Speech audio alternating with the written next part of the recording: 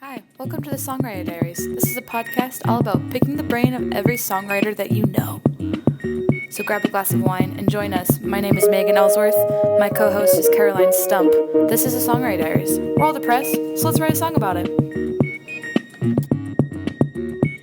Awesome. Well, hello, everyone. We are so excited to have the Christopher Morse on the podcast today. Woohoo! Hello! How's it going? Good. Amazing. So excited to talk to you. Can you just start by telling us a little bit about yourself and how you got started as an artist and a songwriter? Yeah. So my name is Christopher Morse, like the code. Um, and I've been involved in music since I I don't remember when. My parents are both musicians, so I don't really feel like I had a choice.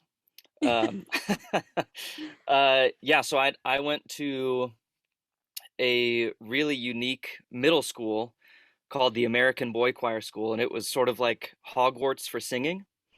Oh my god, I Um, love that description. Yes. Where is that? It was in Princeton, New Jersey.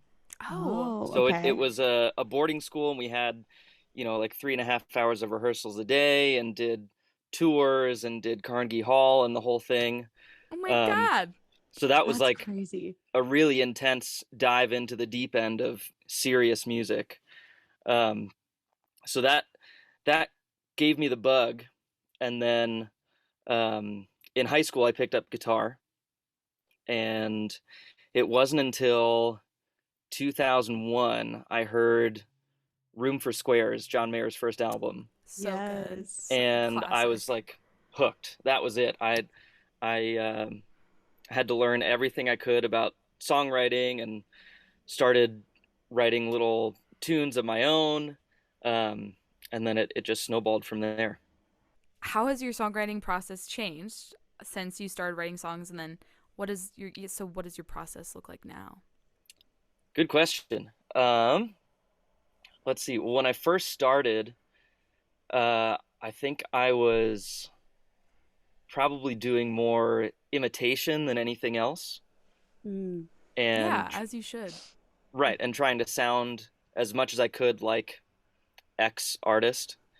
Um, and now through all that imitation, I feel like I've found, or I'm beginning to find, my sound. Um, but yeah, now my writing process is, most of the time it starts with something on guitar. Um, but more recently, it started with lyric ideas. So yeah, I feel like it's sort of shifting, but it goes back and forth. Yeah. Um, Yeah. and and for whatever reason, a lot of the time I come up with ideas in the shower, Oh my gosh. Yes. and I I I feel have like to. that's the prime space for any idea. The amount of different like products I've come up with, I'm like, what if there was a pillow that just floated next to your head? Like, no, not ever gonna do anything with that, but I have all these ideas, all the Yeah, shower ideas.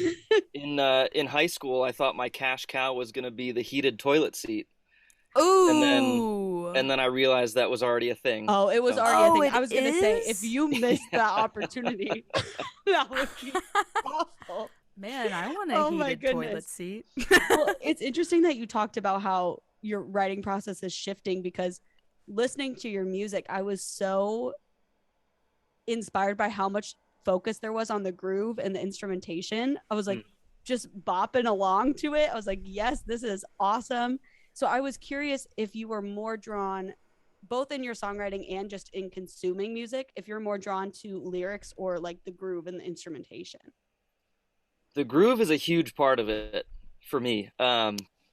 If I if I can't sort of dig my fingernails into the groove and get my head bobbing, it's really hard for me to get into the lyrics. With Taylor Swift's last two records, Folklore and Evermore, I think. Mm-hmm. Yes. Yeah, those are all great songs. And at first, I was into the music piece of it, and then I realized, wow, these lyrics are incredible, and I Mm-hmm. started really diving into the stories in those songs. So yeah, if, Yeah. if something doesn't have a groove, it's hard for me to sink my teeth into. Mm. That's so interesting because I'm very much the opposite. I'm like, Yeah. I listen to the lyrics and that's all I focus on. And then I'm like, oh, that's cool what they did with the bass line there. Like, Yeah. just like realizing later. So I'm always just curious what other people find because I know Megan and I are similar in that way. Totally. So That's Yeah, how I interesting. feel. That's how I felt about the new Harry Styles album. At first, I was like, oh, love this it. lyrical content is lacking. But then I got into the instrumentation of it, and now I'm freaking obsessed with that album. And now I kind of like come back around to the lyrics. I'm like, oh, okay, I actually do. I do enjoy Mhm. these. Mm. Yeah. So that's interesting. I haven't listened to that record yet.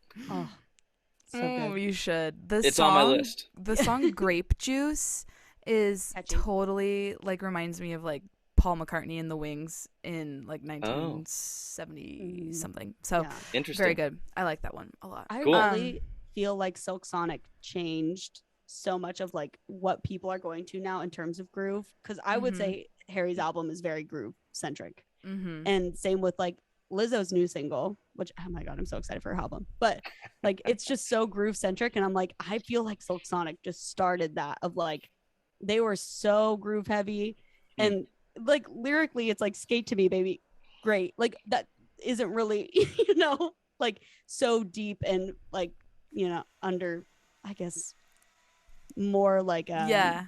it's more groove focused than lyric focused. So Mm-hmm. I think they started that. What does your recording process look like? Do you record with other people? Do you record yourself? What does it look like for you? Yeah. Well, I have my little modest home studio here. I'm under my fairy lights, Yes. Love it. apartment living. Yeah. Yeah. So I'm under a lofted bed right now. Oh wow. So I have enough space to get ideas down here at home, but then for the last EP, the Escape EP, we did that at Violet Studios in Boulder. Oh, nice. And that was with a full band of musicians. It wasn't all me. I just did the acoustics and all the vocals. And then same thing for this new EP I'm working on right now. I'm in the studio at Cinder Sound in Longmont. And John McVeigh is producing it. He's incredible to work with. Oh, we were just talking about him. Yeah, is that who we with were Megan Oh, really? Hart. talking about? Yes. Yes. Yes. Oh, yeah. Oh my gosh, Yeah. crazy. Yeah, Megan and I have exchanged some emails, but I've never actually met her in person. She's the best. Yeah, she's great. Yeah, she seems really cool. Yeah. Yes. Wow, everybody's connected, The Everyone Denver really scene. is. So It's a small tight-knit. world. Yes. Yeah. Yeah, I love it. but yeah, it's been awesome to work with John, and he has a whole stable of musicians that he loves and trusts, and those guys, every time they come in, they blow me away.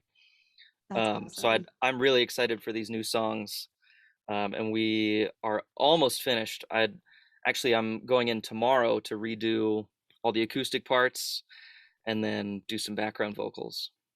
Nice. And when you bring those songs in, are they like fully done songs that you're just presenting to the band to be like, do what you want on these? Or do you kind of have an idea of like the different parts you want them to play? Like how far in the process do you get writing before you bring it to them? Yeah, as far as the writing goes, it's usually just me and the guitar, and I'll lay down a scratch track at home that's just acoustic guitar and vocals. And then as far as fleshing the songs out, that has happened in the studio, and John's been excellent at giving suggestions to people on how to play something a little bit differently, and he's been really good about asking me for feedback if I have any different ideas. So yeah, the songs are for the most part fully formed, but fleshing them out and building the instrumentation has happened in the studio. That's awesome. I love that collaboration that happens when you're in a studio with people or when you're with a producer. I think it's so awesome to see how it changes, even if it's slightly from when you bring it into the final product. You're like, I didn't even know that this was going to happen this way, but it did. And it's Yeah, awesome. So totally. I think that's And great. I've found that sometimes the songs don't go in a direction you expected them to, but Yeah. it turns out even better than you thought they were going to be. Yeah. Yes. It's I almost love like that. the songs kind of like, I don't know, this is kind of ooey ooey, but they kind of talk to you, you know? They lead you. Totally. Yeah. No, it's totally true. There's a video on Instagram somewhere, I think, where I'm talking about that exact thing with the Escape EP. I was like, I envisioned these songs going this direction and they went the other way, but it's even better, and I love it. That's Yeah. awesome. Yeah. I love hearing when people get excited about something. So, what are you most proud of in your career and why? Oh wow. Big Uh one. yeah, that is a big question. Um well, as far as my solo career goes, I think I'm most proud of just being able to write these songs and get them down in a recording and get them out. There, I don't know about you guys, but there's always a lot of anxiety about Mhm. putting music out, where Yes. I'm like, are Absolutely. people gonna like this? Am I totally crazy for thinking this is good? Mm-hmm. Um, so I think just pushing past that mental block and just saying, screw it, we're diving into the deep end. Let's see how this goes. That's Yes. I'm really proud of being able to do that and pushing past that block. Mm-hmm. Yeah. Yes. Oh my God. And there is, like, that is something that I did not expect for that to be your answer. And, like, that is so true. And everyone who ever releases anything should be so proud of themselves because you're putting, like, a little piece of yourself, of your soul into the world for people, to listen to and ridicule if they don't like it. And Yeah. that's big. Hmm. Yeah. Yeah. Yeah, it's tough. Well, the other probably more predictable answer is that I'm really proud of the growth that I've had personally in my own writing. Mm. I feel like Yes. it just keeps getting better and better, and obviously I'm not the one to judge that stuff. It's the audience who can say whether they like it or not. But I'm really proud of the growth I've seen in myself through my writing. Yeah. That's incredible. I think too, like that's something I never think about how even just putting anything out into the world creatively is such a big step. Like, because it's usually you focus on what other people think of it as like your whether you're proud of it or not. It's like, oh, it's doing really well, so I'm proud of this. But I like the idea that even just putting it out there is something to be proud of, no matter what people think of it. And obviously, we love your music. That's why we have you on. So Well, Yes. thank we you. like it. Thank So, you. and I think we're pretty good judges. So. I agree. Yeah. Yeah. Awesome. So where again, this is another kind of heavy hitter question. We've been Yeah, talking bring it for so on. long. Can you tell? We're just mumbling now. It's all the words. But where do you see yourself in your career in 5 years? Wow. Well, hopefully playing Red Rocks. Yes. Honestly, the dream. If The that's Yeah, I not the mean that dream for goal. everybody. Yeah. that would be incredible. But more realistically, I would love to be able to make a just a living off of music. Right Mm-hmm. now I have a job on the side and I do music as much as I can. I'm trying to make that a bigger part of um, how I support myself. Mm-hmm. So yeah, just getting those different revenue streams going, whether it's playing live or you know streaming revenue or writing for other people Mm-hmm. or sync licensing. Um, yeah, so just getting the music thing to be a bigger part of the pie. Yeah, definitely. And do you have any advice for people who are also in that boat trying to manage a job and music and trying to kind of shift their focus fully to music away from a day job? Yeah, it's a grind. Um, I think back to my early 20s. I was going out like Wednesday through Saturday almost every single week, and just having a good time. And it's sort of like that same kind of energy. You do your job and then come home and it's time to work on music. So I think the biggest thing for me is setting a schedule for myself and committing to doing whatever it is once a day, whether it's, writing one lyric or one idea, and then setting aside time on a weekend to try and flesh those ideas out. And then as far as actually generating money from it, play as much as you can, network, and look at all the different potential revenue sources. There are a lot of things that people don't usually think about that can bring in money. Merch can be a big one. If you come up with a cool t-shirt, someone might not know your music, but they might like your t-shirt. Sync licensing is a big thing. If you can get a song on a show or a movie, that can be huge, or even a video game. Ooh, yes. Yep. Oh, having a song on a video. I mean, my songs would definitely not work for any video game that I play, but I was like, that would be so cool to just hear my song as, I'm going through my little Pokemon game, Imagine hearing your song on Animal Crossing. Oh, I would die. I would absolutely die. That'd be cool. Oh, that would be so cool. But they don't. Sick. Have you played it, Megan? No. You haven't played it. Okay. Well, never mind. You're not going to understand what I'm going to say. But they have their little voices, but there's not actual words. And all of the songs are like sung in the little voices. Music is actually a huge part of that game. Huh. And I have no idea who wrote the music. But it's all like, there's no lyrics. And it's all kind of like, it's video game-esque. That's what I should say. But that would be really cool. Oh, I don't play Animal Crossing either. Oh, I want to get into it. It seems fun. I've really turned into a gamer. I say that. I play like 2 games, but I'm a hardcore gamer. In the pandemic, Animal Crossing was all I did.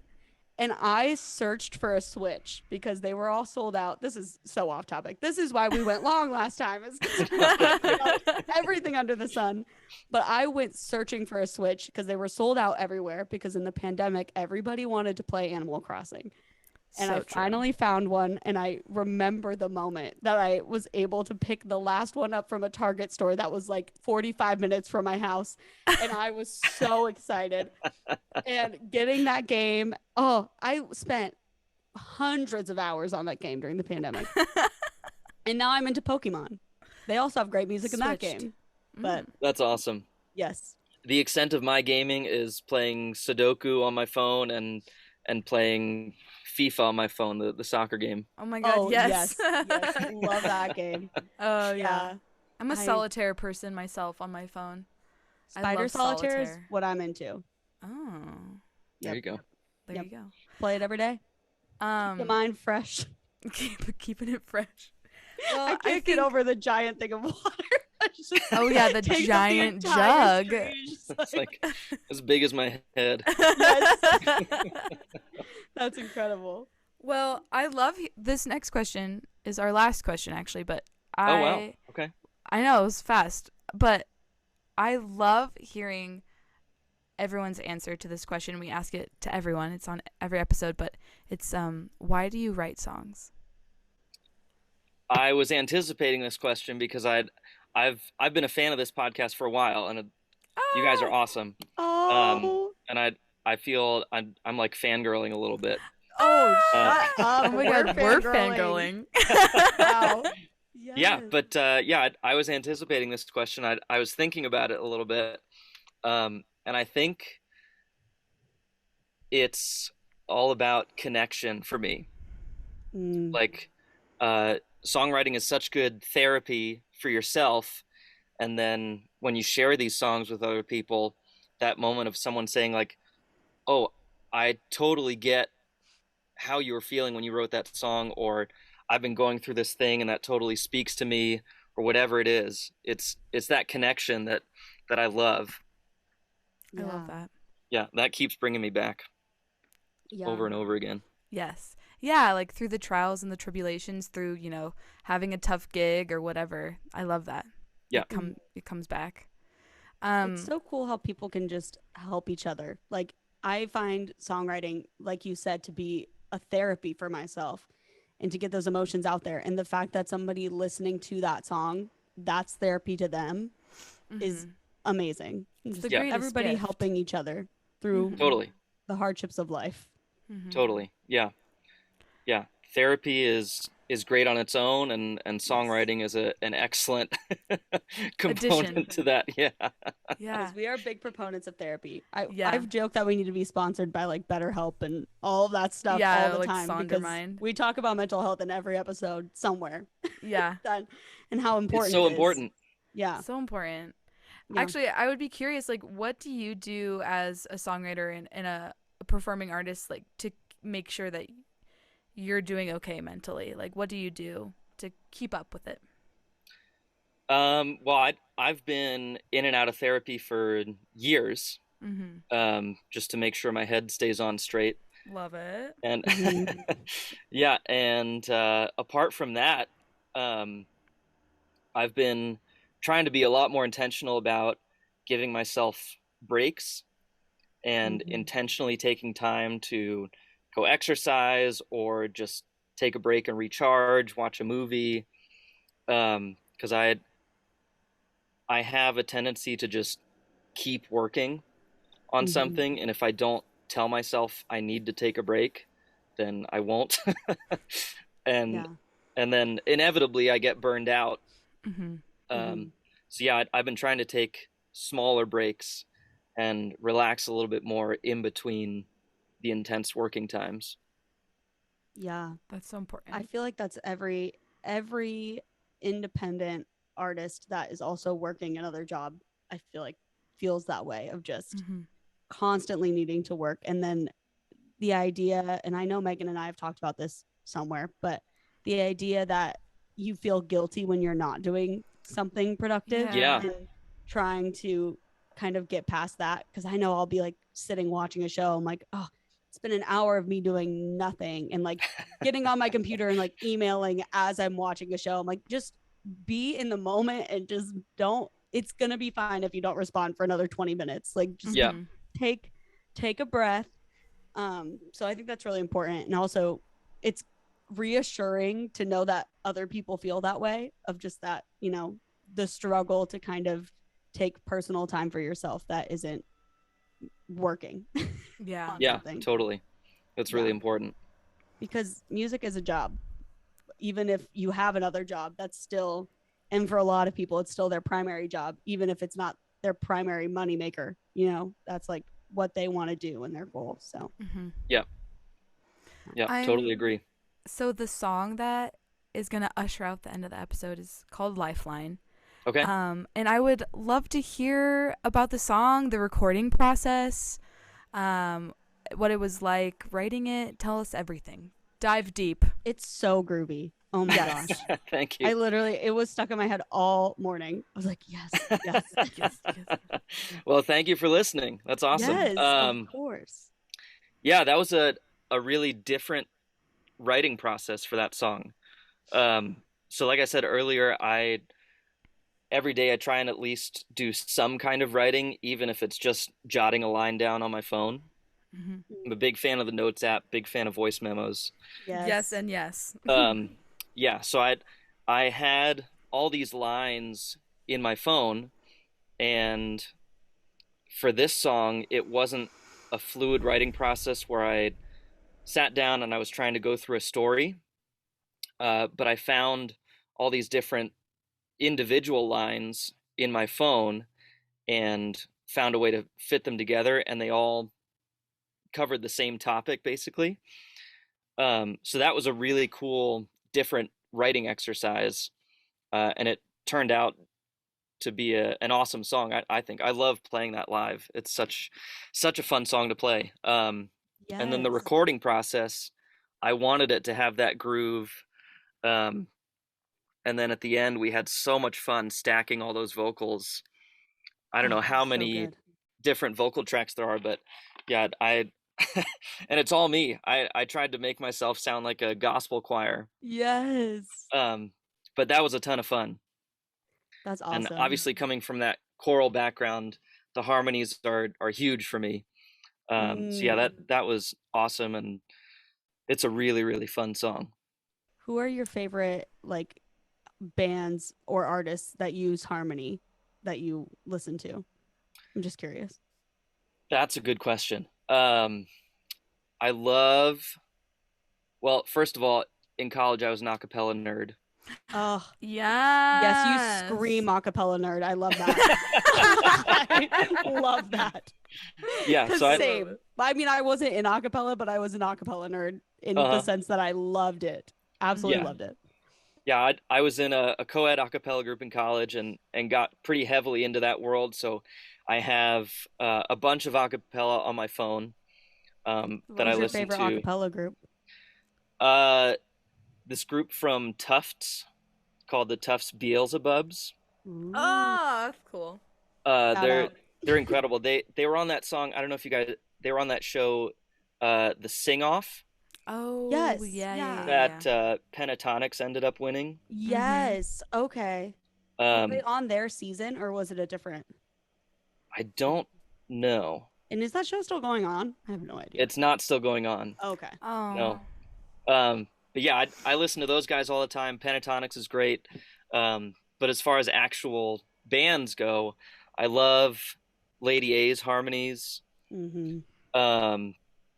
And I've been really late to the bandwagon, but Dan and Shay are incredible. Yeah. They put in some really, really good backing vocals into their stuff, and the way it's produced is incredible. And then apart from that, big fan of Ed Sheeran. Yeah. His stuff is awesome. Always with the harmonies, yeah. Mm-hmm. Yep, and with the heavy groove. Yeah, always a groove. Yeah, I would say those are the main ones. That's awesome. Yeah, I love that. I was just curious because I am always drawn to harmonies in songs and like trying to come up with my own harmonies, which I'm sure sound awful. I remember I was in the car with my friend Rachel and I sang a harmony. She's like, that sounds really good. I was like, I know this song's great. She's like, no, your harmony sounded really good. I was like, I didn't even realize I was doing it. I was like, don't listen to me as I try to come up with a harmony and I'm flat on everything. Don't listen to that. That's not me. I do that in the car all the time. Yes. Instead of singing the melody, I'll make up a harmony part. Yes. Yeah. I love it. I'm like, I know it sounds awful half the time. When my windows roll down, they're like, is she like screaming at somebody? What's going on? So your song Lifeline, can you just give us a little taste of what the meaning of the song is before we play it to close the episode? Yeah. It's just about needing help with, whatever situation you're in. And I personally have a hard time asking for help. Like I'll try and do everything on my own. And it's tough for me to ask other people to help me with something. So that's what it's about. And getting all these different lines together to fit in the right way and just getting that message across, like, it's okay to ask for help. It's okay if you need help. We all need help. Yes. Yeah, nobody can go through life on their own. It takes a village, and you need a community around you. Yeah, definitely. Go get help and go to therapy, people. Yes, you heard it here first. The world would be a much better place if everyone was in therapy. Yeah. I love that. Yes, everybody needs a lifeline, and this is Lifeline by Christopher Morse. Thank you so much.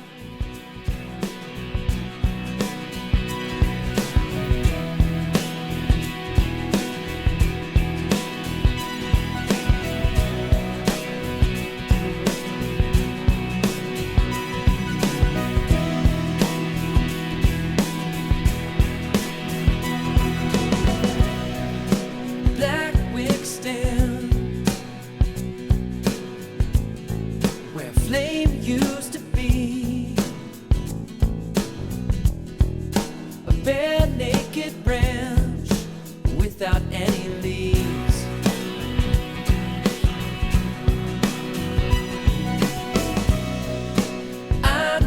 just a heart looking for a beat, an optimistic masochist. That's the real me.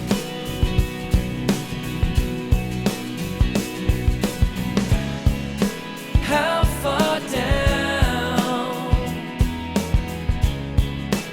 do I have to fall? Send me a lifeline. I need a lifeline.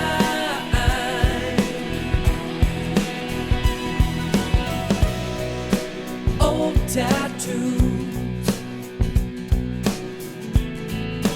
never fade away. My wings are steady, but the wind has changed.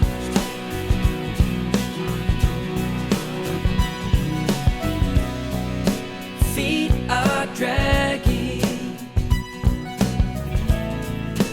eyes are heavy. Something just don't feel right without you next to me.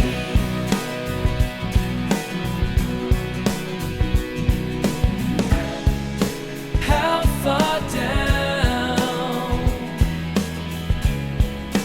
do I have to fall? Send me a lifeline. I need a lifeline. Send me a lifeline. I need a lifeline.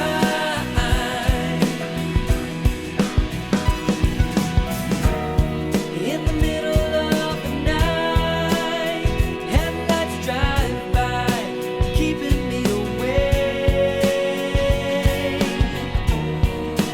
Riptide pulls me out like a roaring crowd, looking for someone to save.